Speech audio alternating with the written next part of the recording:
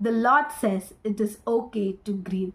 இன்றைக்கு தேவன் உங்களை பார்த்து சொல்றது என்னன்னா, துயரத்தில் இருக்கிறீங்களா, இட் இஸ் ஓகே, என்னிடத்தில் வாருங்கள், நான் உங்களுக்கு ஆறுதல் தரேன் அப்படின்ட்டு வசனம் சொல்லுதுல. Blessed are those who mourn for they will be comforted.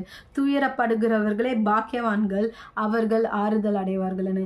இன்றைக்கு உங்களோட இருதயத்தில் இருக்கிற நெருக்கத்தையும் பாரத்தையும் துயரத்தையும் கஷ்டத்தையும் தேவனிடத்துல நீங்க அப்படியே கொட்டுங்க.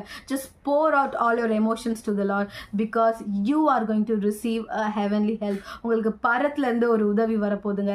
ஏசப்பா உங்ககிட்ட வந்து உங்களை ஆற்ற போறார், உங்களை தேற்ற போறார், உங்களுக்கு ஆறுதல் கொடுக்க போறார். நீங்க இப்படி இந்த ஸ்டேட்ல இருக்க வேணாம், நீங்க இந்த அழுதுகிட்டே இருக்கிற இந்த நெருக்கமான ஸ்டேட்ல இருக்க வேணாம்.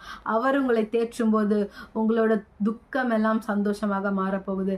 Today is the day for you to sit in His presence and grieve, for you will definitely be comforted.